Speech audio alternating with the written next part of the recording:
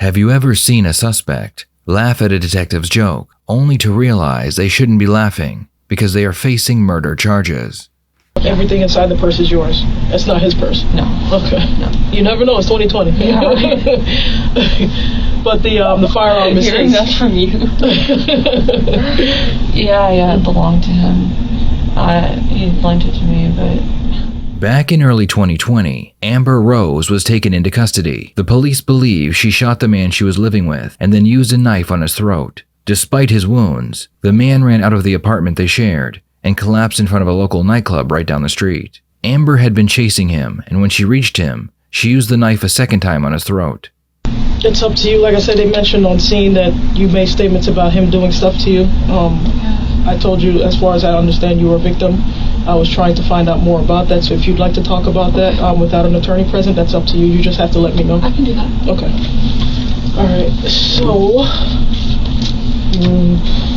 broad and general question, what happened? Take a deep breath. Okay. Last night was a culmination of things that had been going on for the past week and month or so. Okay.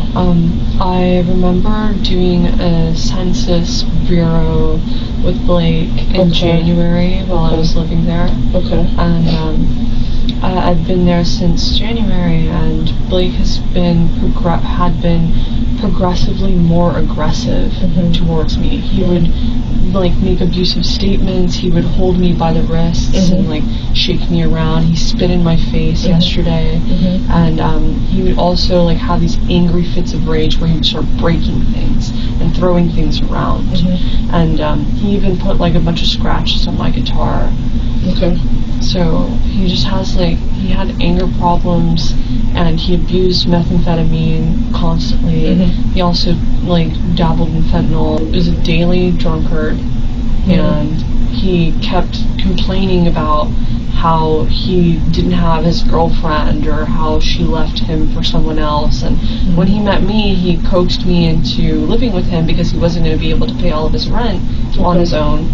And then he told me that that was his house and that he wanted me to leave or something, and I told him I didn't have a place to go because all of a sudden last night he was tripping LSD. He just I don't do drugs and I'm sober, so I went to rehab. I used to be an alcoholic, and then I moved back down here, did the program, and now I'm okay. Good. So thanks. What had to happen yesterday is something that I'd been taught when I was young. You know, I grew up around a family of police officers. I just learned that if somebody is pointing a firearm at you, you're supposed to grab their hand or grab the gun and then knock the other one away. So that's what I tried to do, and I ended up grabbing the gun and knocking his hand away, and I turned it around and I fired because he had cocked it and everything. I was not going to it was my life or it was his life. He was threatening to kill me. Did he die? No. As far as I know, I haven't gotten that update yet. Okay. So, and then last night he decided to buy LSD and was acting nutso. He brought it over to me and he was talking to me and he said something God, I can't even remember what he said. Do you have my gun? Is what he was asking me. And he had it in his possession? Yeah, and I was laying down asleep. It's do you have my gun? Do you have my gun? He was just being annoying. And I was what do you mean, do I have your gun? And he was pointing it at me at this point. It was sideways. And so I grabbed it and I pushed his hand away. I grabbed it again and I let loose. Now why, if he's just asking you at this point, do you have my gun, was he on drugs at that point? Yes. Okay. Yes. So what made you grab the gun? The fact that he was pointing it at me and his finger was on the trigger. Did he say anything to you other than, do you know where my gun is? He kept asking to have sex with me, and I kept refusing because we were just friends, and I know that his status is not compatible with mine. And when you say status, what do you mean? I can't have sex with someone who's looking for unprotected sex. Gotcha. So I'm not. Have you guys ever had sex? he's taken advantage of me a few times. Okay. And I just live there, so. Amber claims she had been living with her victim because she had nowhere else to go. She also claims he would take advantage of her on multiple occasions. The detective listens to Amber's story, but is more concerned with how she managed to shoot him with his own gun. Just show me pretending this is a firearm. This is so flat, it's not even close to a firearm. But it's I'm trying almost to... as flat as the one that he had. Okay, just kind of show me how he had it. Like this. And I was laying on the couch here. Okay. And you go like this. So this is the barrel pointing towards you, as if I'm you and you're on the couch and he had it? And his finger was on the trigger? Mm-hmm. Okay, and then... It's like bouncing around. Okay, and then say I have it, and I'm you, and I have it bouncing around here. What did you do? You have the permission to touch me. And if you hurt me, I'm going to kick your ass. I'm just putting that out there. Something like that. Like I pulled this up, and I pushed his arm back. Okay. Just really quickly though, like with my palm. So did he have two hands on it? No, he had one hand. It was like in his right hand. So, okay. And because his finger was on the trigger, did he fire any shots at you at all? Or you were just able to manipulate the gun and get it away from him? I was able to manipulate I gotcha. Get away from him. And then what? Just instinctually just fire. Like grab it like this, turn it around, and fire. Okay. With both of my hands, like cupping the... Okay. And why did you fire? I felt like he was going to kill me. I had no way out of there. I had no way out of there. And when you say no way, what does that mean? I didn't know if I could run or hide. It was just completely instinctual. I really hope that that's okay by standard of officers, because I wasn't on any drugs. I was just so scared for my life that I felt like if I didn't shoot the man, he was going to kill me. Okay. Where'd you shoot him on his body? I think I shot him in his face. Okay. And why there? He was just there, like in front of me, he was smothering me. Okay. So that was like within my arm's reach, there was this much of him. I gotcha. So that I couldn't even see his chest because he was up against the couch. But the weird thing is that I thought I didn't shoot him. Why?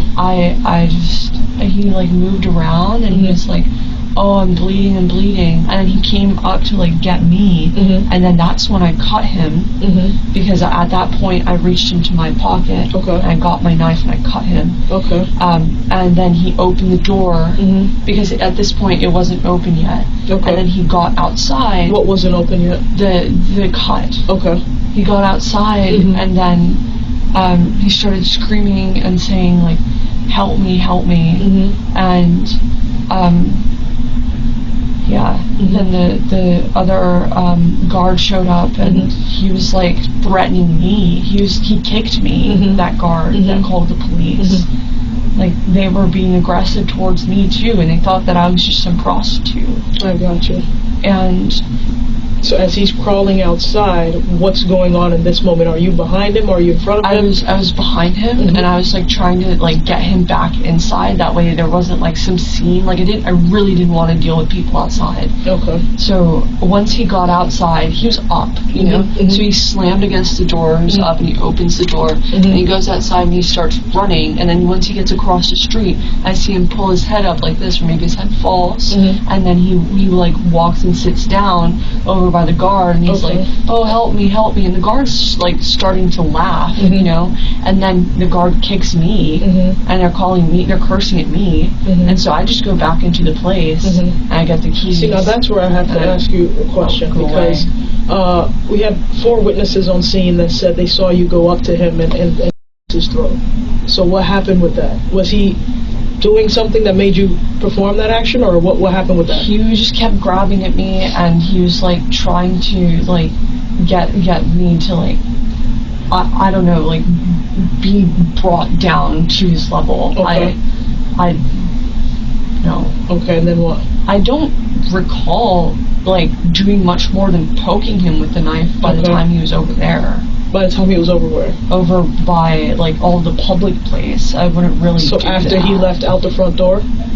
Yeah. Okay. Because we have 4 witnesses that identified you. Okay, understand what I'm saying?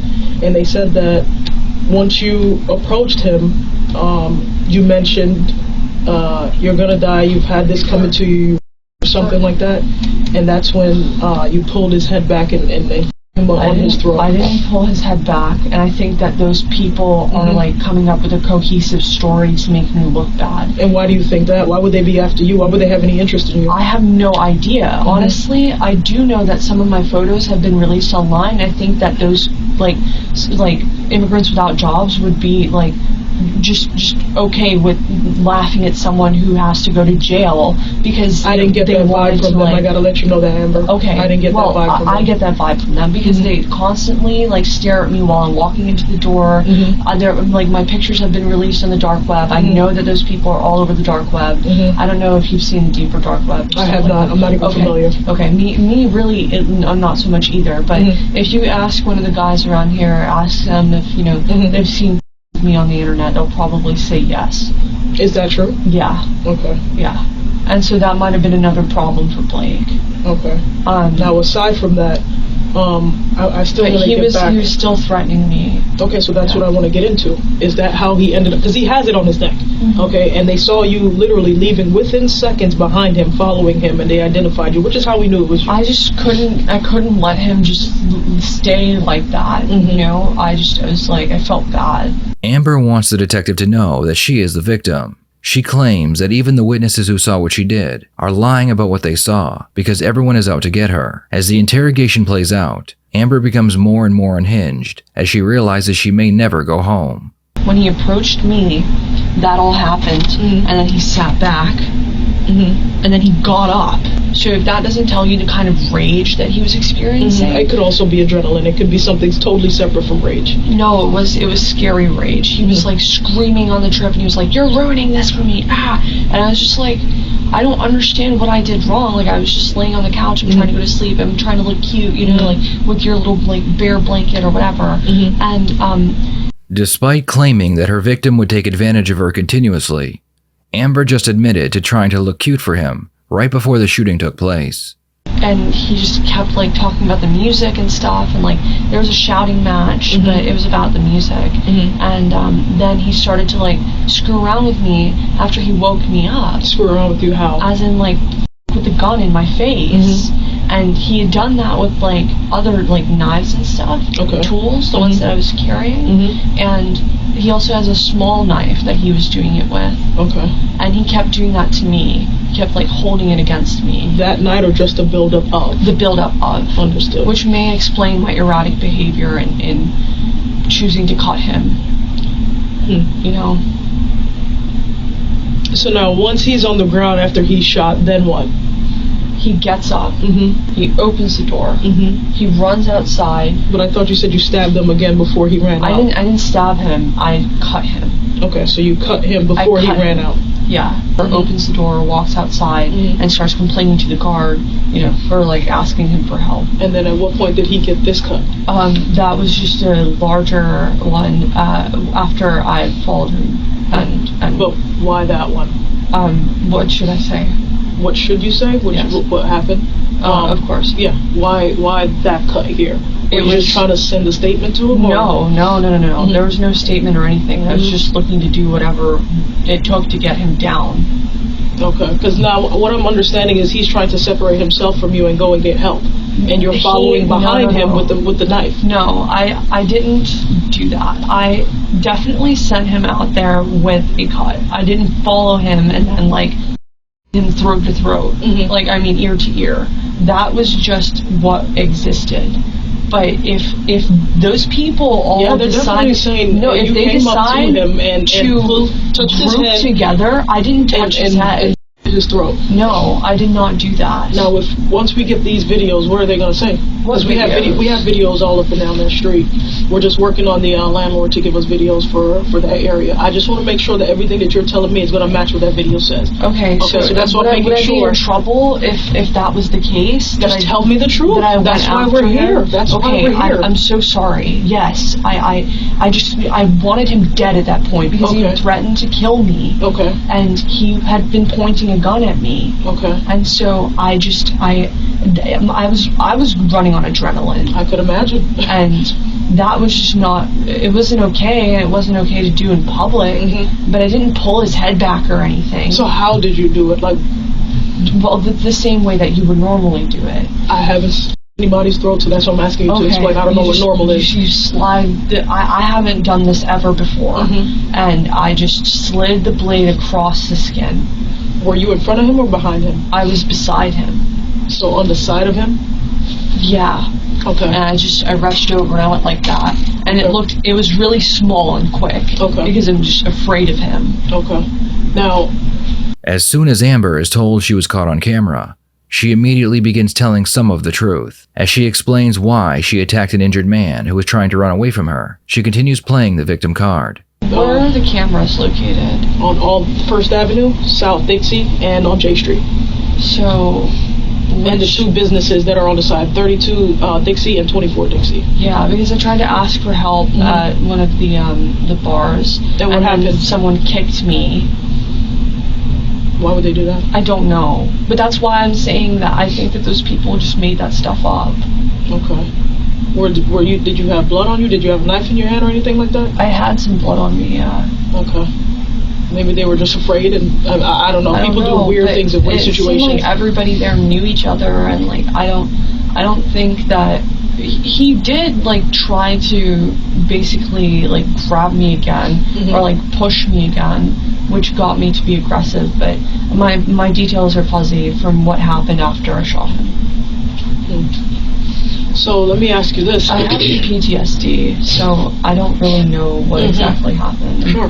But I knew that those people just thought that I was some prostitute or whatever, and that they wanted Blake to be my pimp or something. Why are you coming up with this consensus? Well, because that's okay. When I lived in Orlando at college, that was the whole like motif of everything that was published about me without my knowledge online. When you say published, are you referring to the?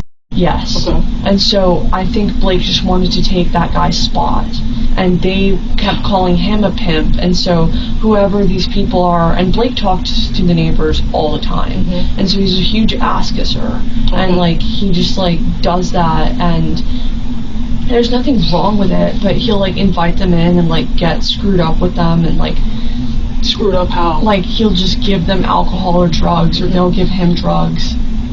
Have you ever witnessed him doing drugs? Yeah. Okay. Have you done drugs with him? No. Ever? Before rehab? No. Okay. The detective asks Amber to stand up and reenact how she attacked her victim while he was lying in front of the nightclub. The detective also wants to know why she tried to flee the scene if she is a victim. He was about this tall. Okay. And so I had my knife and I just went like this. And I like turned away and I was trying to get away from him. Okay. And then the like corner parking lot guard started screaming. And then he said, "Get the f*** away from me, bitch," and like all of this like disgusting language. Sure. And then some other guy that got out of a car, like I don't know what they were running over there, valet, or maybe they were doing a drug deal, like I don't know. Okay. But like he kicked me, and then that's when I went to the bamboo room for help. And now, why didn't you stay on scene if you were trying to get help? Why leave in a Monte Carlo? I just couldn't stay. I thought that I was going to be blamed for something because all those people, like with all the witnesses at that time, just trying to group their story and glue it together. I don't trust that. After attacking her victim a second time, Amber attempted to dispose of the knife and then drive away from the crime scene. Her excuse is she was worried the police would think she had done something wrong. The only issue is, Amber left her ID at the crime scene. Knew that if I showed it back on scene, somebody would call or I would go to the police station. I plan on getting my stuff, giving it to my dad, putting the car back and leaving, and then calling about this. That's what I plan on doing because I didn't want my address and my name took. But then when I got back to the scene, I noticed my driver's license was missing. Right. I'm assuming you all collected that. Yes, we did. Okay. Yes, we did. That's how we were also able to identify you. Right. Okay, so, I have a question for you. Sure. Will I be released from here to go talk to my dad and get home? It's possible. Okay. I have to figure that out. Okay. Once we're done here, I still have to talk to one more person, and then I'll keep it straight up with you, and then we'll talk from there. You know, but other than that, the detective is about to joke with Amber about her purse Watch how she laughs with the detective and quickly realizes she shouldn't be laughing. The change from happy to sad is almost instant. None of that stuff belongs to you. That's besides the knives. The knives belong to me, the lighter, the gun. What about the purse? The purse is mine. And the phone and all that stuff? Yeah. Everything inside the purse is yours? That's not his purse? No. Okay. No. You never know, it's 2020. Yeah, right. But the firearm is hearing his. that from you. Yeah, it belonged to him.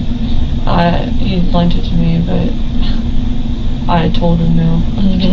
I wish it was mine. That's what I'm saying. That's a stupid joke. It's just like a safety thing. But if I need to be called on as a witness or something, I understand. But really, I think it's clear that Blake had tried to threaten me, and I had to take action to just get him done. Okay. And when you say done, what do you mean by that? Just away, no more. Dead? Away. Okay. I didn't do anything crazy or like a terrorist, like pulling his head back and like doing some kind of show. Like I ran the blade quickly over skin. The second time? Both times. So he did attack you in the house is what you're saying? Yes. Because you literally just said he didn't attack you. I don't know if you were just talking faster than what you said. I didn't say that. Okay. So he attacked you in the house? Yes. Okay, and then he left outside and you followed him, you were within a yard of him, and you cut him again? No. I'm not going to agree to that kind of statement. But you literally just said that. My brain had been, no, I did not. You said no, that I said that my mind was fuzzy. Okay, but I'm not changing the story. You don't have to change the story. I don't want you to change the story. No, what I'm saying I want you to keep the truth as to what happened. You did mention to me many times that you came up to him and you thought it was done already, and you thought that people had seen. Even though I thought that they had already realized, by that point, that it wouldn't have mattered if I took the blade to him again. Okay. So that's why because there was already a cut there. Yeah. Okay. So that's why I was just like, I just making sure, Tell me the truth. Making sure what? That you want him dead. He was going to kill me. Answer the question. It's okay. It is. It is. It's okay. You're here. You're safe now. I understand. Okay, I just need to know what it is that you were thinking at that time and what you were feeling at that time. Well, now you know, because of what I was thinking was that this man is unsafe and he's going to hurt either me or somebody else. Okay. And then what I was feeling was upset, sad, and just scared. Understood.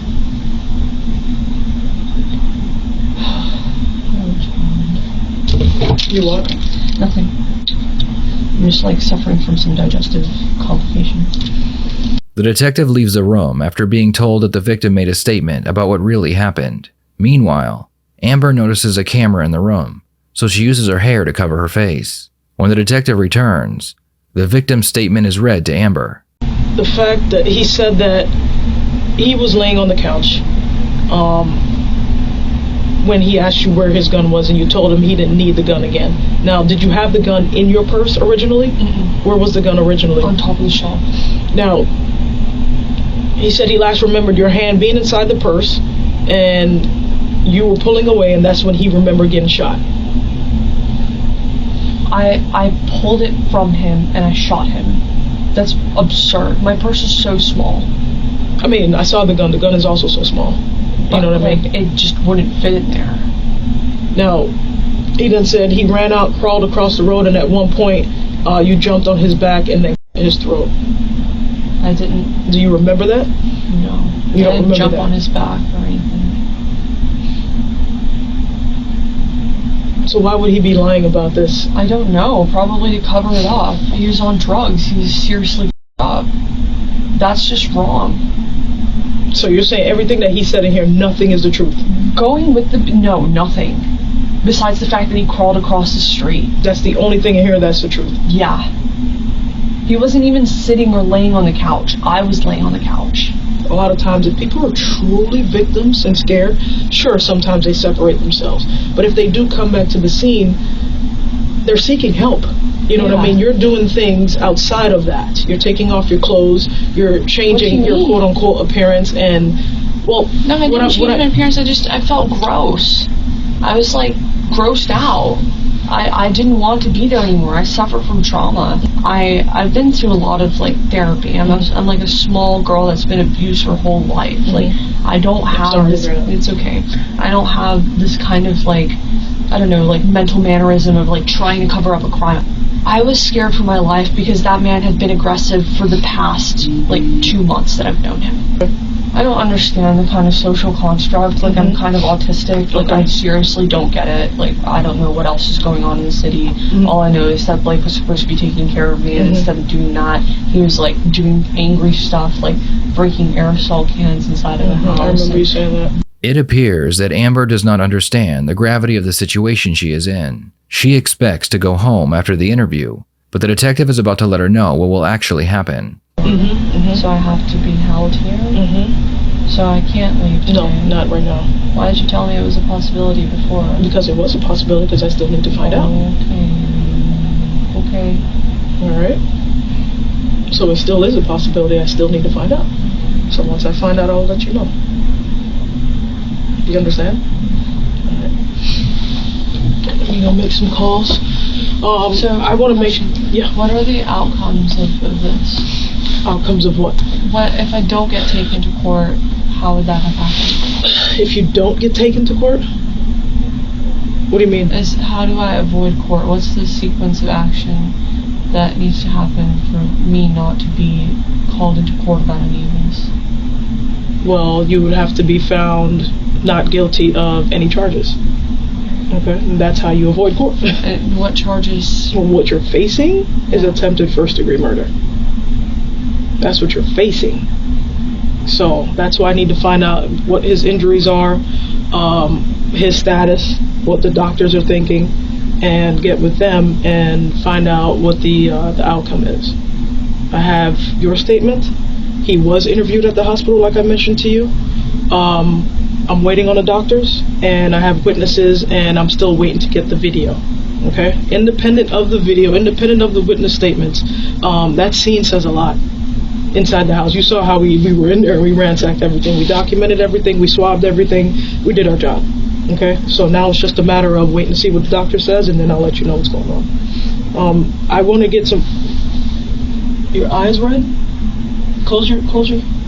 Oh, it's my mask. Oh, okay. The detective leaves the room, and Amber decides it's a good time to fix her hair and have a good laugh.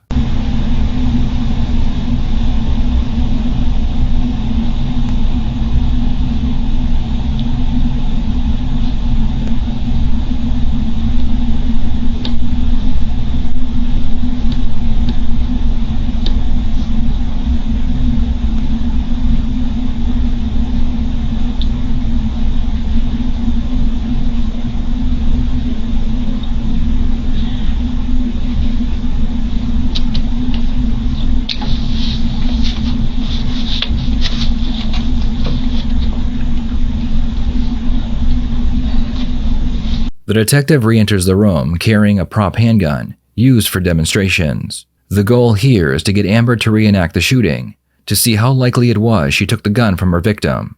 I tried to find a tall person. Okay, I'm not that tall, but you said he was taller than you, so I just wanted to see, while you were in the house, how it actually happened. And I was, like, kind of comfortable in my sleep, and he came over to me, and he started, like, asking me questions. And so he had the gun with his finger in the trigger, and he was just holding it sideways, other way, really low, like at his hip, just like kind of hanging around with it. And I was laying down, and he was standing, so I would be like right here, the futon's really low. And so he started to kneel down, and he started doing that to, like, around this area of my body, and that's when I just decided that I would do something like this to get things out of his hand. And I turned the gun around. I kind of scratched him, but I didn't want to scratch you. So I grabbed the gun like this, and I just kind of hunkered up and pulled. And so I think it just landed wherever it landed, because he was that close to me every time. Okay, Austria. Alright. Knife. Right? Just put it in your back pocket. I don't want it to bleed. Now, demonstrate to me. I'm sorry, I'm visual. Anal retentive. Yeah. So I'm still here. We're still inside? Yeah, we're still inside. I just pulled the trigger at him. Mm-hmm. He sits back. Sorry. And you're like on the floor. You're okay. And then at this point, you are like still angry, and you get up and you come towards me, and I'm laying like this. And at this point, I just put my leg out, and you put your hands on me to send me back. I'm like kind of halfway folded. I can't really do it right now. I have the correction, but yeah. And then that's when I took this out and just quickly slashed him across the throat. I know that looked sideways, but I drug the knife across. Okay. So, or was it this way? Oh yeah. I leave my knife in my back pocket like this. Okay. So I just went like that. Okay. Let's see. I think that's about it. Okay. One more thing. Oh, you have more. I do. Okay. All right. Give me 1 minute. Let me get you another one. If you need to use the restroom, let me. Yeah, I'd like to use the restroom. If I can find pants, would that be okay? I mean, it's kind of weird. Pants. Yeah.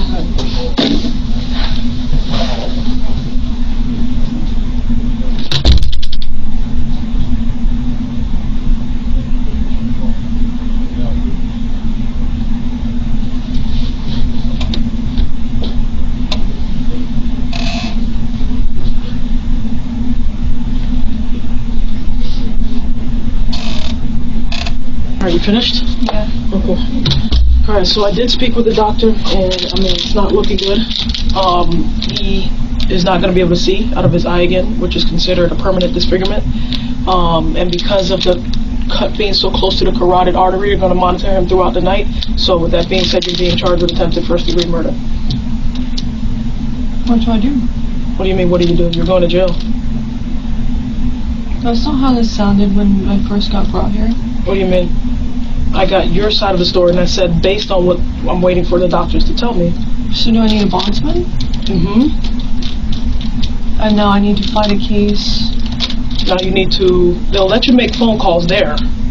I don't know if you have somebody's phone number in mind. I can write it down so you can take it with you. But you get to make a phone call at the jail, and whoever you feel like calling, they could call a bondsman for you and bond you out, or...